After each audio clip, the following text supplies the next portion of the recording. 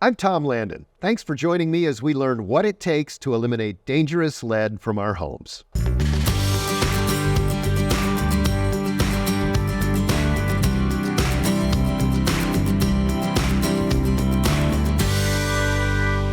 Welcome to What It Takes. For most of us, safe drinking water and lead-free paint are a given, but for those who live in older buildings, the risk of exposure to lead and the health impacts of doing so are ever present, often going undetected.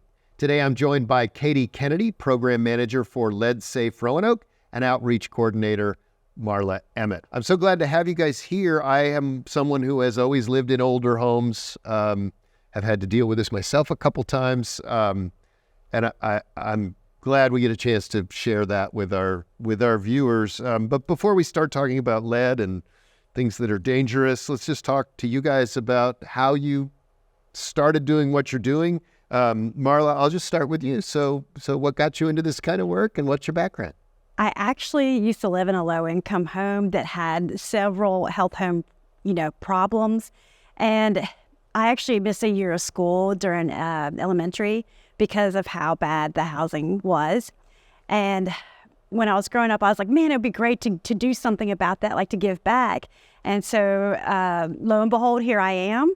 It's the best job I've ever had. I love doing it. And so I now do the education and outreach program for the Lead Safe, and I've been doing that for 15 years. Wow. Yeah. Hey, that's great. And how about you, Katie? Well, we're really lucky to have Marla. I've learned so much more. I've been with the program for almost 5 years now. My background is actually in behavioral health and working with individuals experiencing homelessness and children who are struggling with a mental health diagnosis.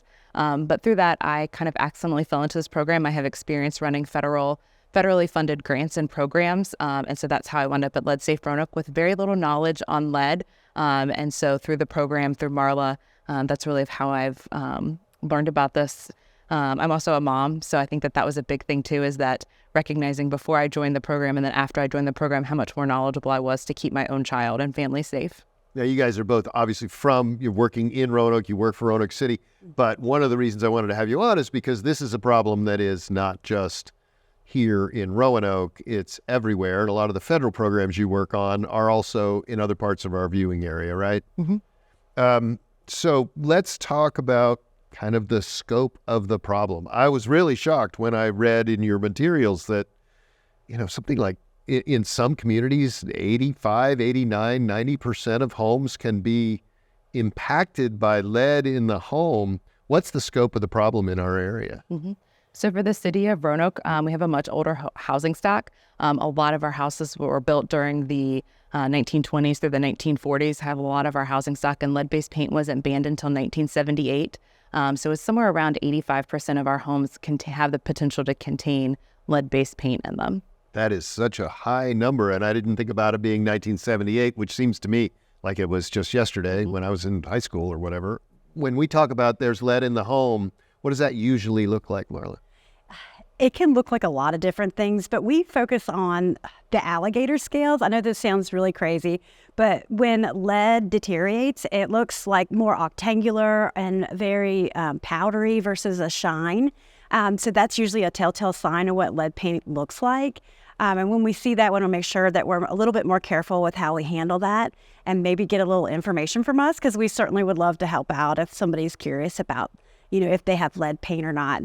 So, and also, just like you, I love the older housing and the historic character of the homes, but we just want to clean the housing stock and make sure that we keep the character of this great city the way it is.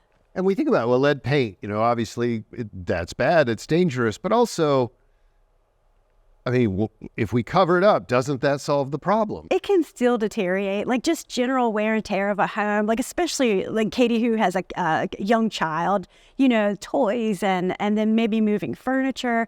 You can hit, baseboards or things that are commonly leaded paint and peeling and chipping paint from that. Just a tiny, small amount can make somebody really sick. And Katie, your children I'm sure your children never chew on anything they're not supposed to chew on, or lick anything they're not supposed to lick. When I started, that was actually, I think, what I thought. I was like, oh, lead paint. I had just bought a home. I remembered I got the little brochure that said that lead paint is dangerous. And I was like, oh yeah, you don't let your kid chew on your windowsill. Well, that's actually how kids aren't getting lead paint by chewing on windowsills. They're actually getting it from old windows that are covered in lead-based paint, and the act of opening and closing that window creates a very fine dust of that lead paint coming off. So it's really the dust that kids are getting sick with. So the opening and closing of a window, the opening and closing of a door, a front porch floor where you're walking on it, and then you're kicking up that dust. And that dust just kind of mixes with the rest of your household dust, and you may not even know that it's there. And so kids, they put everything in their mouth. And so that's actually how most kids get covered with that dust. It's pacifiers, their toys, their bottles. If they're picking up, they're crawling. Most kids get lead poisoning around 18 months because that's when they're crawling on the floor. They're exploring their environment and doing very normal developmental things, and they're putting their hands in their mouth that may and have in the places dust. where we don't go, right? We don't go behind the couch and, where the bookshelves are and, right? Mm-hmm. Yeah, and on your windowsills, under where they're playing, you can even get lead poisoning from playing outside if your soil has been contaminated, or if your front porch may be contaminated from your exterior paint. And Marla, obviously lead paint is bad, right? But how bad? What does it do? How does it impact children? Oh my gosh. I don't want to terrify everybody out there, but it certainly can make kids very sick. They get it from inhalation or ingestion, and a lot of times what they get sick from is permanent. It's forever in their systems. It can look like mood disorders or seizures or things that you might not even think that are from lead poisoning. And so commonly it gets misdiagnosed. Right, because it's kind of general, right? Yes. And it also may be years later that you're seeing the impact, because the lead, what happens is that, especially in small children, their body doesn't know they're growing, and so they're absorbing everything that goes in, and their body doesn't realize that that is not good for them and isn't going to help their growth, and so it impacts brain development. And so that's where we're the most concerned about young kids around lead-based paint, because that's where all of your brain development is happening in your early years. And so in that impact, something that you may see later on as a 10-year-old struggling at school could have potentially been caused by the lead poisoning that they had as a child. And you may not have known that they had lead poisoning, so we recommend that kids get tested at their 1 and 2 year appointment for lead poisoning. What's that test look like? Is it a blood test? Mm-hmm. It's a really simple blood pinprick test. And then if they find an elevated level, they'll go for a more, do a larger blood draw. But it's a really simple blood test that we recommend get done. And Marla, you mentioned that you grew up in a less than ideal, it wasn't a modern home with all the with the latest stuff in it. I'm assuming, I don't ever want to assume anything too much, but I'm assuming this impacts certain parts of our community more than others. Yes, it can affect anyone. I don't want anyone to think they're safe because they live in a certain neighborhood. But you're right, it does affect minorities or lower income families a bit more, because then they don't have the funds to take care of those issues.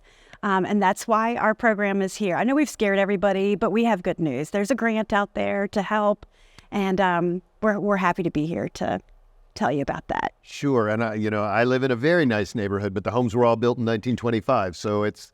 And before we talk about the program and how people can get services, it just occurs to me too that it's a really pervasive problem that is kind of everywhere.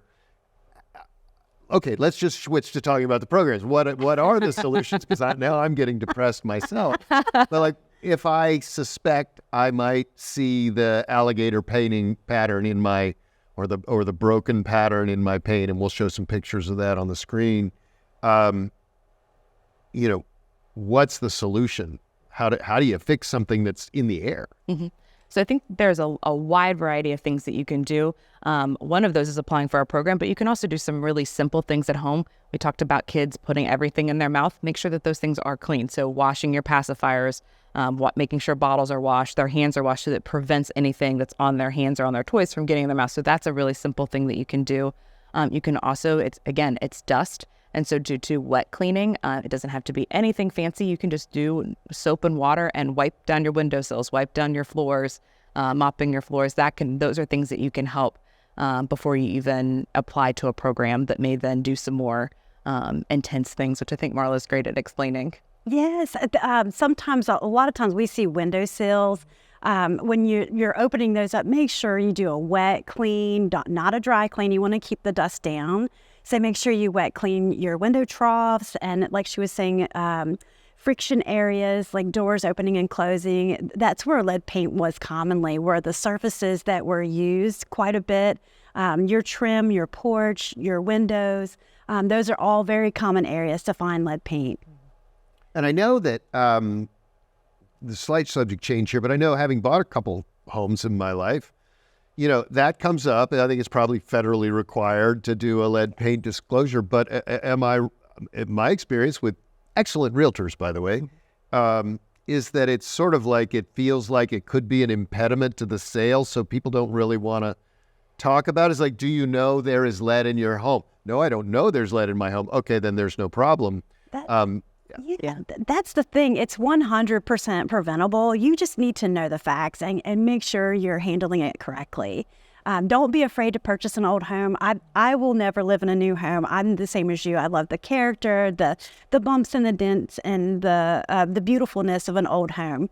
But also, I know exactly how to handle lead paint, and it's pretty simple. If we can definitely help. Well, and the sale time is a good time to deal with it, right? If you identify it then before you've moved in, it's actually, you could do the mitigation, yes. Right? So lead disclosure is, they have to disclose what they know about lead, and most homes haven't been tested for lead, so they can't disclose anything to you because they haven't done any testing.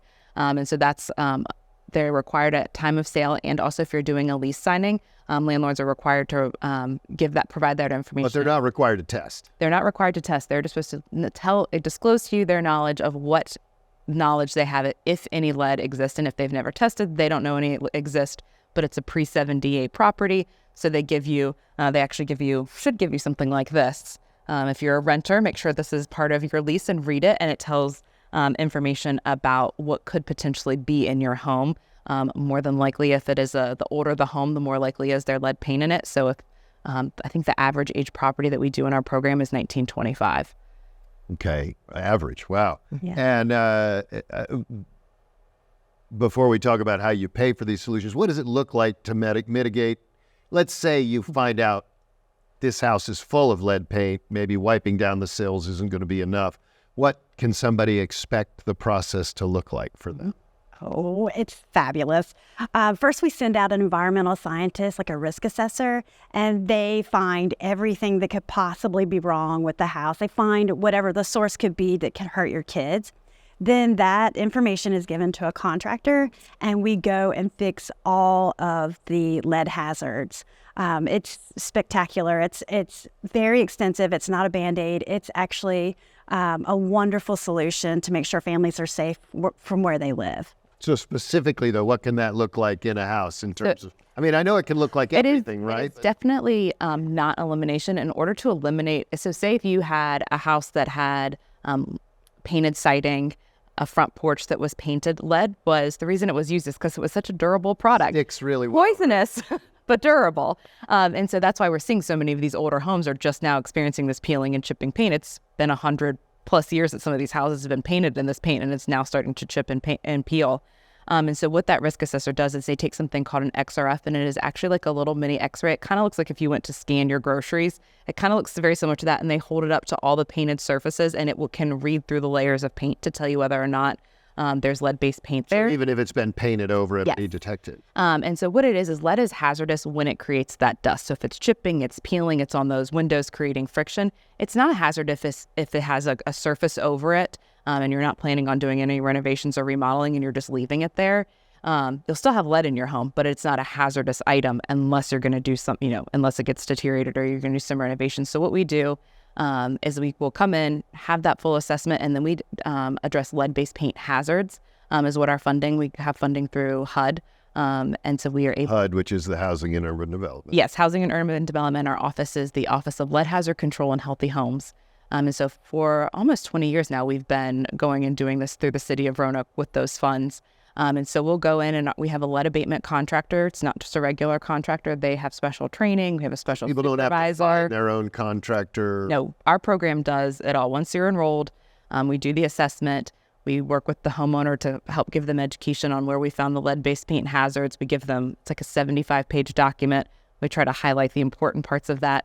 And then our contractor goes in after the homeowner leaves. We do not do work with the homeowner or their family in the house, because essentially what we're doing is what we don't want people to do, which is disturb the lead-based paint. And so we do a lot of window replacement.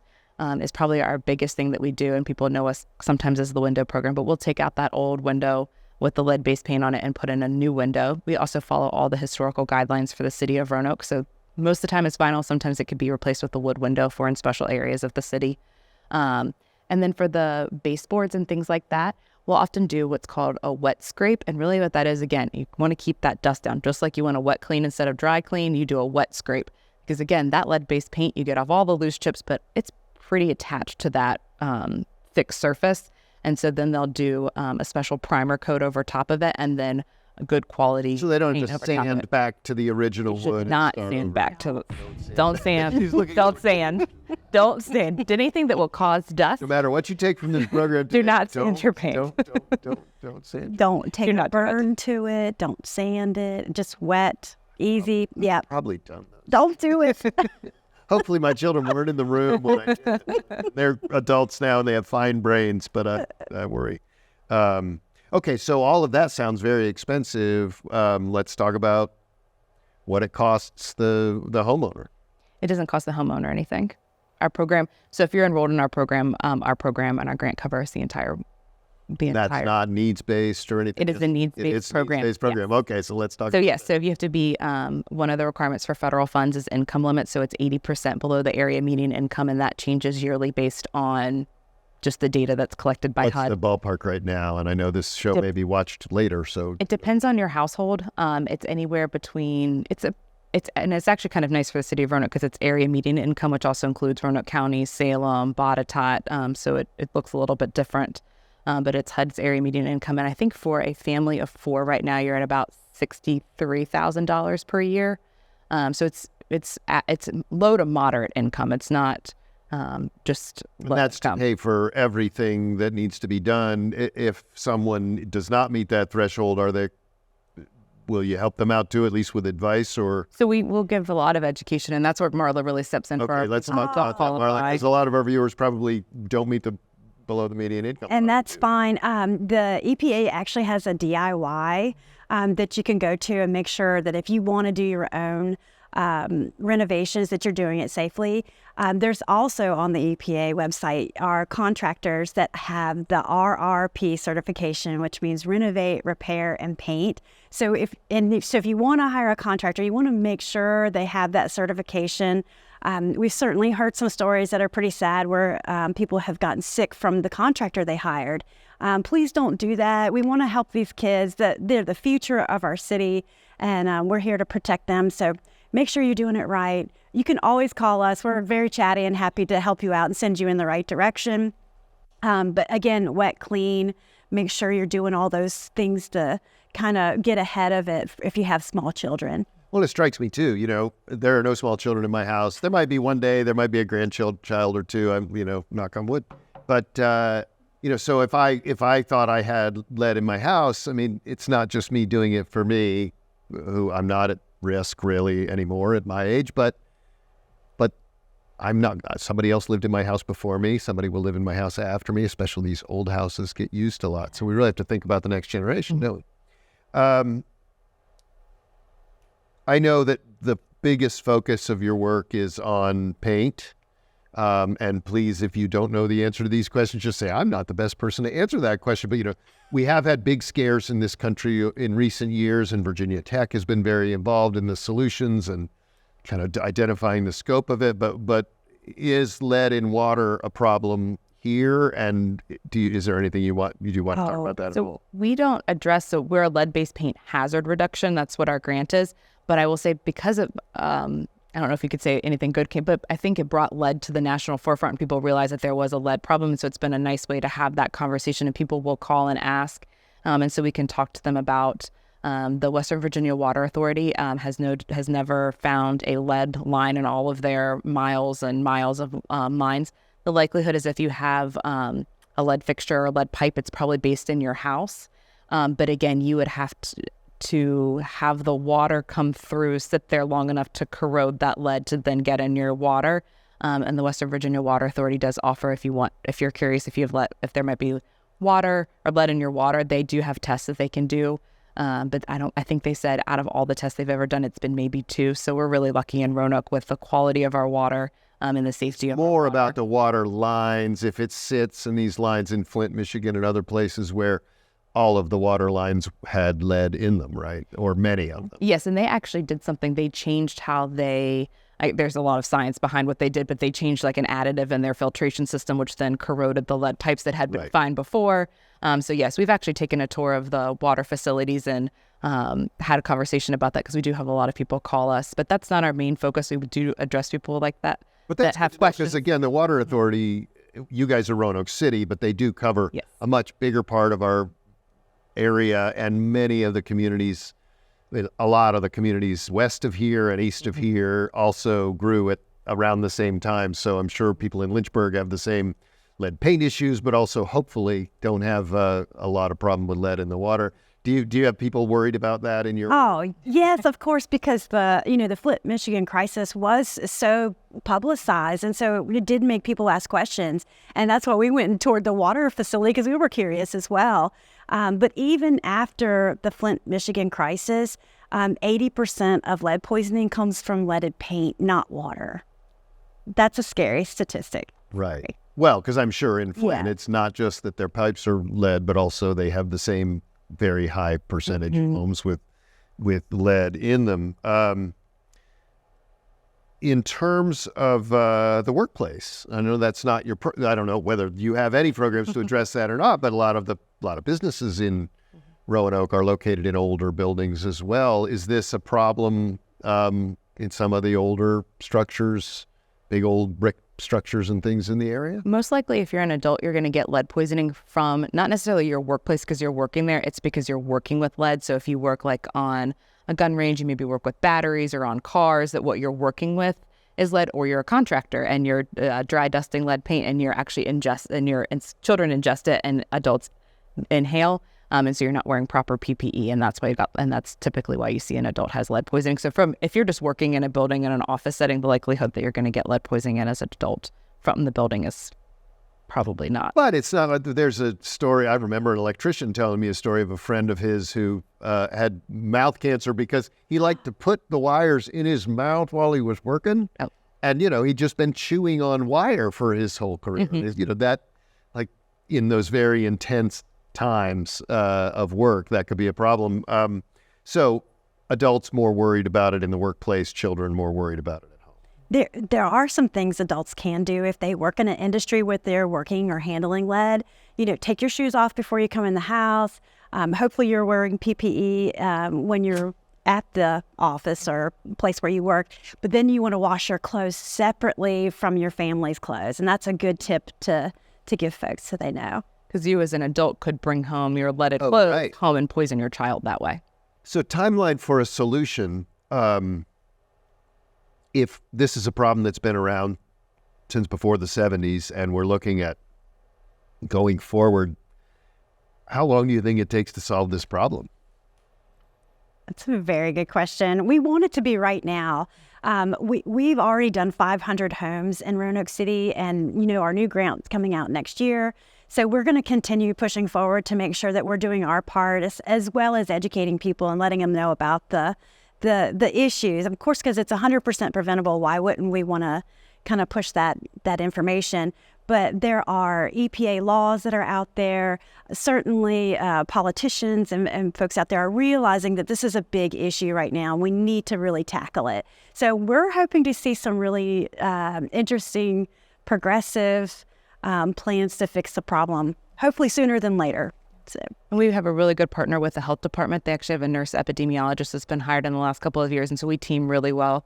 So I definitely think it's something that everybody has a part in, from our medical professionals who are making sure kids are getting tested, then getting connected to the resources, from parents who are knowledgeable about ways that their house can be dangerous to their children, but also keep them safe. And then we also offer free training classes. So we have, for our program, we have lead abatement contractors, but as Marla said before, there's RRP. We offer that for free training. So we also talk a lot with our contractors and just everybody in the community, the role that they could play towards creating a solution to make sure families are safe in their homes. We're down to just a couple minutes left.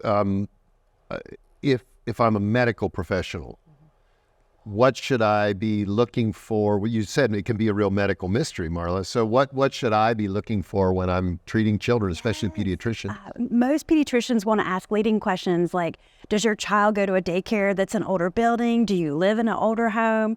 But I would just say, if you are a parent, make sure your kids are tested at age 1 and 2. It's an easy thing to do, and you just want to make sure that they're safe. And it's just an easy little test. It's a pinprick, so it's not too horrible. So Often can be done while we're also prodding and poking and drawing blood on our kids with checkups. Best way to do for just at your well child visit on what are regular annual visits at 1 and 2, go ahead and make sure that that's happening. That test is happening then, because it's better to catch it early. Well, I've learned a lot. I thank you guys both for coming in and talking to us about this. I know there are websites and things they can go to learn more. And as we close the program, I just want to encourage anyone who's concerned about the possibility of lead exposure to reach out to Lead Safe Roanoke online. We'll put up the address here, but just search for Lead Safe Roanoke to schedule a home evaluation or to speak to a staff member. For What It Takes, I'm Tom Landon.